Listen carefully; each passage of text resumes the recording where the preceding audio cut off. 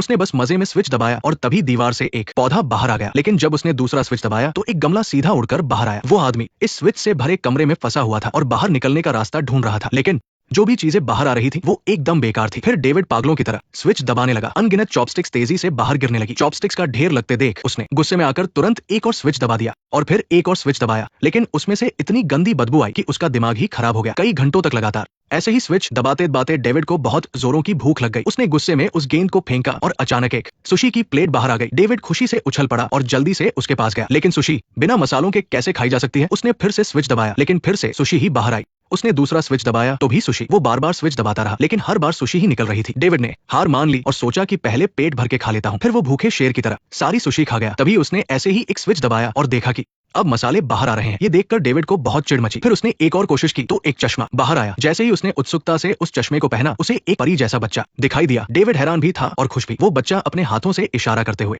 नीचे लगे एक स्विच की तरफ बता रहा था। डेविड खुशी से पागल हो गया। उसे लगा कि यही बाहर निकलने का रास्ता है। वह भाग कर गया और उसने तुरंत वो स्विच दबा दिया, लेकिन तभी कमरे की बिजली चली गई और दीवार पर एक डरावना टाइमर शुरू हो गया। डेविड एकदम घबरा गया और पागलों की तरह सारे स्विच दबाने लगा, लेकिन वो टाइमर रुका ही नहीं, बल्कि दीवार से सारे स्विच एक एक करके गायब होने लगे। उसे कुछ समझ नहीं आ रहा था कि क्या करे। तभी ऊपर से एक बहुत बड़ा पिछवाड़ा धीरे धीरे नीचे आने लगा और उसमें से इतनी भयंकर बदबू आई कि डेविड वही बेहोश हो गया। धीरे धीरे उसे इस अजीब सी जिंदगी की आदत पड़ गई थी। अब वो बस स्विच दबाता और टाइम पास करने के लिए टीवी सीरीज देखता, लेकिन जब वो छठे एपिसोड पर पहुंचा तो बाहर 7वां एपिसोड निकला। उसने फिर दबाया तो 8वां एपिसोड आया, फिर 9वां एपिसोड, लेकिन छठा एपिसोड कहीं नहीं था। डेविड का तो दिमाग ही खराब हो गया। उसने फिर से स्विच दबाया और जैसे ही उसने दोबारा कोशिश की तो उसके सिर के ऊपर तेज बारिश होने लगी, लेकिन उसने हार नहीं मानी और एक आखिरी कोशिश करने की सोची। इस बार अचानक उसके पीछे एक दरवाजा खुल गया। डेविड को उम्मीद की किरण दिखी और वो तुरंत दरवाजे की तरफ भागा, लेकिन जैसे ही उसने स्विच से पैर हटाया दरवाजा बंद हो गया। उसने फिर से कोशिश की, लेकिन उसके पास बिल्कुल भी समय नहीं था। बहुत सोचने के बाद उसने एक पैर से स्विच दबाकर रेस लगाने वाले पोज में दौड़ने की सोची, लेकिन फिर भी कोई फायदा नहीं हुआ।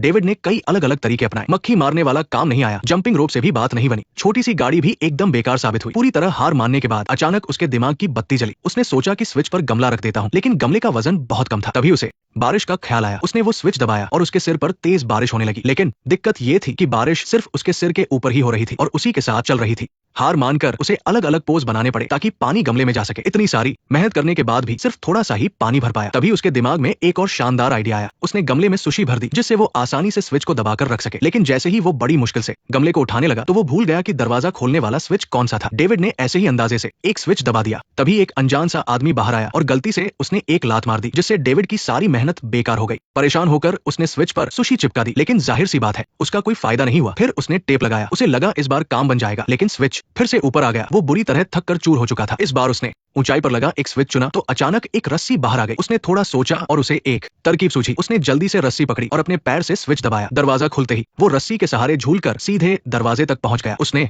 दरवाजे के हैंडल को जोर से घुमाया, लेकिन वो चाहे जितनी ताकत लगा ले दरवाजा टस से मस नहीं हुआ। जब उसने ध्यान से देखा तो उसका दिमाग सुन्न हो गया। ये सिर्फ एक दरवाजा नहीं था, बल्कि इस पर तो एक बड़ा सा ताला भी लगा हुआ था। गुस्से में आकर उसने दीवार पर जोर से लात मारी, लेकिन किस्मत से उसकी लात एक स्विच पर लग गई और तभी एक सुनहरी चाबी बाहर निकल आई। उसे लगा कि पक्का यही बाहर निकलने की चाबी है, लेकिन अगले ही पल चाबी गायब हो गई। अब वो सोचने लगा कि उसने लात कौन से स्विच पर मारी थी। उसने अंदाजे से कई बार स्विच दबाकर देखे और आखिरकार उसे चाबी वाला स्विच मिल ही गया। लेकिन अब सबसे बड़ी दिक्कत ये थी कि चाबी तक पहुंचे कैसे। इन अजीबोगरीब स्विच के साथ दिमाग खपाते खपाते अब डेविड काफी स्मार्ट हो गया था। थोड़ा सोचने के बाद डेविड ने रस्सी खींची और हाथ में प्लंजर लेकर रस्सी के सहारे झूलते हुए स्विच दबाया। उसने उड़ते हुए चाबी पकड़ ली और एक ही झटके में दरवाजा खोलकर सीधा बाहर की तरफ आ गया। डेविड ने बहुत खुशी से चाबी को ताले में डाला। खटाक की आवाज आई और ताला खुल गया, लेकिन जब उसने हैंडल घुमाने की कोशिश की तो दरवाजा फिर भी नहीं खुला। अचानक उसकी नजर ऊपर गई और वो पूरी तरह सदमे में आ गया। डेविड वही टूट कर बैठ गया। उसने गुस्से में अपना प्लंजर उठाकर दे मारा। उसे बिल्कुल अंदाजा नहीं था कि वो प्लंजर सीधे एक स्विच पर लगेगा और अगले ही पल वो अजीब सा आदमी फिर से बाहर आ गया। उसने बस डेविड की तरफ एक नजर देखा और वापस दीवार के अंदर चला गया। अचानक डेविड को समझ आ गया, क्या उस आदमी के सिर पर लिखा नंबर ही दरवाजे का पासवर्ड है? हे भगवान!